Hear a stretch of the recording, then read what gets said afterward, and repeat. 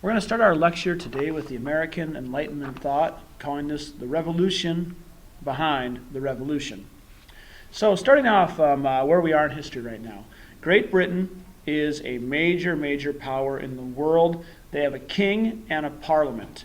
Now their king still does have some power, but he has to consult parliament to use this power. Basically parliament controls the money, but the king still has a lot of power at this time. Slowly it's going away, but King George III still is a very powerful monarch at this time. There are 13 colonies in the United States. These are what will become the first 13 states of the country. These 13 colonies are owned by England, and they are pretty much England's way. They get money off them from things like tobacco, a lot of private companies, like joint stock companies, like Jamestown that we talked about. These have spread throughout the whole 13 colonies. There's a lot of products they use. They use mercantilism, where they take the product, they make the manufactured product in England, and then they can sell it back to the colonies and other places around the world. So England's very powerful, and there's no United States of America, but there's the 13 colonies. So we're going to start by talking about the age of American Enlightenment, and we'll be going back a lot to the Enlightenment we learned in Europe a few units ago. So the age of American Enlightenment can be roughly dated from 1765 to 1815. Now this Enlightenment is basically characterized by many revolutionary ideas that have to do with social, scientific, and political reform. So social, scientific, and political reform. And these are from philosophies and from scientists in England and France for the most part. So let's take apart this American Enlightenment thought. Now, basically what happens is there becomes a shifting of alliances. People no longer really believe in absolute authority, like one person totally being on top, whether that's religious or in politics with the government.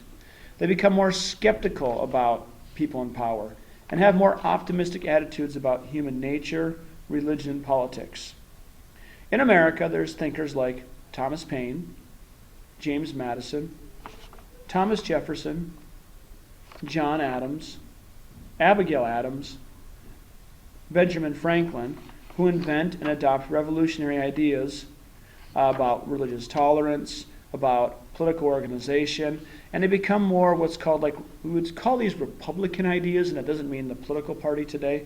What Republican ideas basically means is like representation, meaning that you don't need to have a king in charge. You can have people who represent you. It would be more of like what the republic would stand for. So there's more ideas people want, like a republic. They don't really have as much faith as people who are in charge, like kings or absolute monarchs or rulers in a government.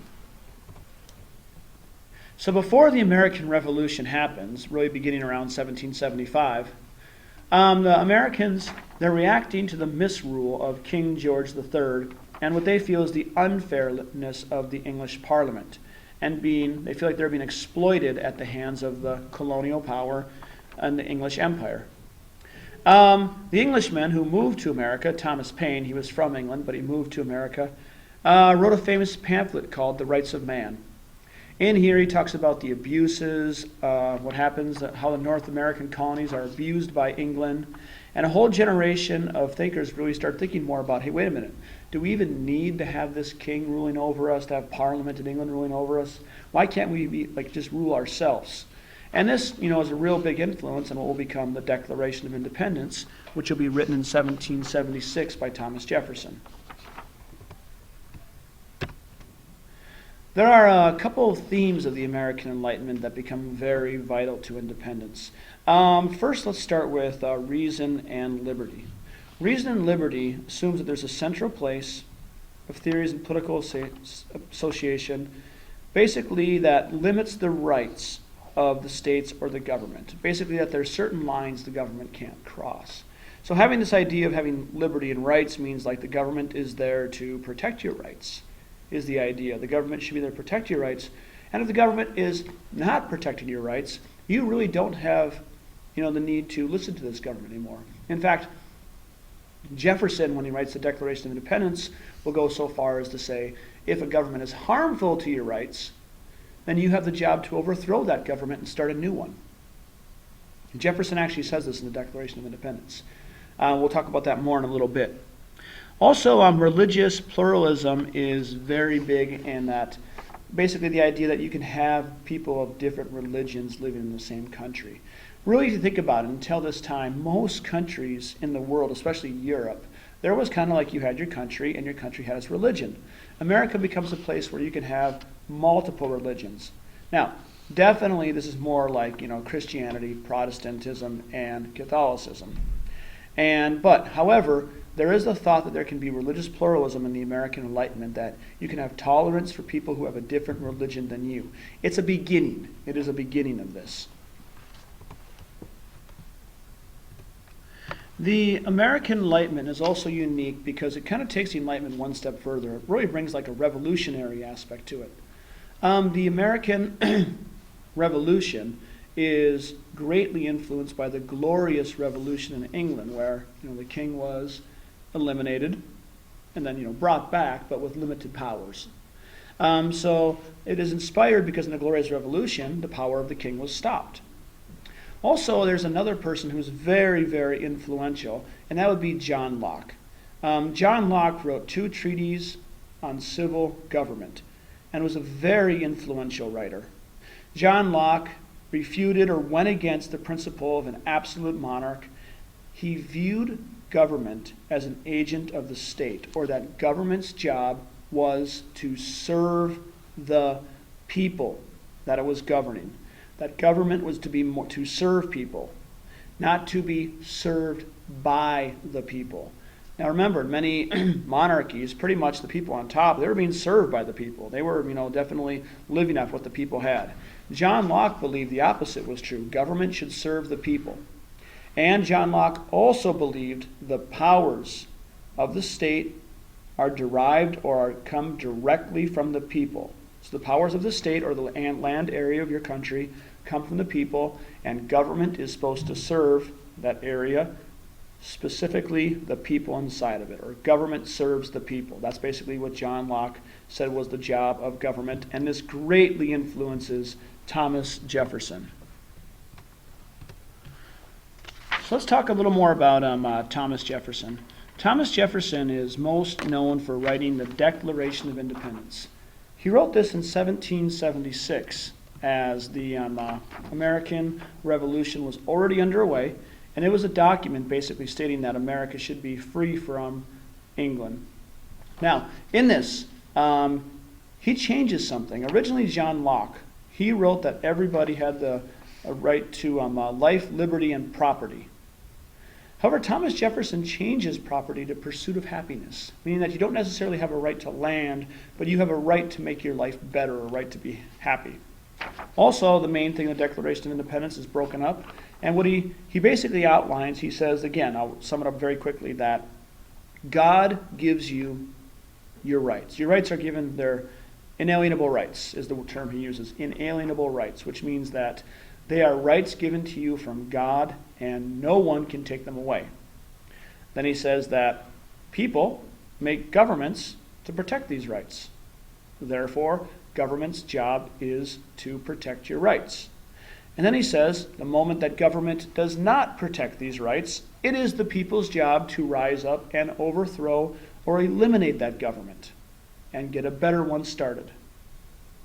Then after that, he goes on a long list of all the abuses that England, and specifically the king and parliament, have done to the colonies, how they're being taken advantage of, their rights are being taken away. And he defends the argument that the colonies have a right to become their own country and to make their own better government, to defend their rights and to keep their rights that God gave them. Now, his thoughts are also very, very influential on the United States Constitution. And the Constitution, the way that Jefferson, and he works with James Madison a lot on the Constitution, and it was written by other people in the Constitutional Convention, but Madison and Jefferson have a huge influence in the Constitution. And Jefferson says that basically it is the job of the government and the Constitution to keep pace with changing thoughts and how people are growing and getting better. So therefore, Constitution should be able to change. One of the real geniuses of the American Constitution is the fact that it can be changed. Now, it's not easy to change it, but it can be changed. For example, women being given the right to vote. African Americans being given the right to vote and being free as slaves. Those are in the Constitution. Many other different laws changed along with rights. So Jefferson acknowledges the fact that the Constitution is not perfect and it should be made better as time goes on. And whose job would that be to make it better? Well, it's ours. We should be changing our government to make it better as time goes on. All right, so along with so American independence, it develops into a republic is the idea. A republic without a king, without anyone who has absolute power. There was also the cry of no taxation without representation. The people in the colonies felt like, if we want to be part of England, we need representatives in Parliament. We just can't be taken advantage of. And England would say, well, you're our colony. We just defended you. And there was a war called the 7 Years' War, the French and Indian War. We just defended you. We want you to pay your taxes because we defended you. And the colonists were like, well, thanks, but we want a say in this. We want to be in Parliament, and we want colonists who are in Parliament who can speak. And England said no to that. And they continued with taxes, such as the Stamp Act, where all products that were bought in the colonies had to have a stamp on it, and you had to pay a tax for that stamp. They put taxes on tea and other products, and before you think like, well, just don't drink tea. There weren't many other drinks at that time, just basically. There's no pop, there's really no coffee, and you have to boil your water to drink it because it might not be safe. So tea was actually a pretty big deal. So there was the Boston Tea Party where colonists throw tea over in the Boston Harbor. There were actually a couple of Boston Tea Parties, more than one. There was protest against taxes, which led to the Boston Massacre, where 4 colonists were killed. Thomas Paine becomes a key figure in independence, and he writes a pamphlet called Common Sense. Now, it's not a huge book, but he writes a pamphlet because he wants everybody to read it. So he writes this pamphlet, which is very convincing and maybe even propaganda to support the revolution. So basically the mindset becomes that there shouldn't be a king, they're being taxed by Britain, it's unfair, and that America should become free is what is behind the American Enlightenment thought and the drive for independence. A little more about Thomas Paine before we move on. Thomas Paine, again, was from England. He was an Anglo-American, that means from England, living in America. Came in 1774. Common Sense was his big book, which was pamphlet, actually. It was written in 1776. It was actually written after the Battle of Lexington and Concord. The Battle of Lexington and Concord was the first battle of the Revolution. It was written after that, and it was to basically, people were kind of unsure if they wanted to support the Revolution or not, but inspired many people to be on the side of the Revolution.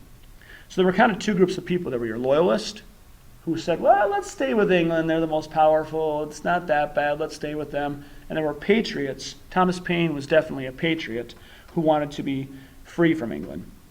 He also wrote The Crisis, which was written during the War of Independence. And this was distributed, and it was basically saying that the monarch was ineffective, and independence, again, was the natural right. This belief that it's independence, being free, is a natural right given to God, and that England wasn't doing it, so now it's the colonists' turn to become free.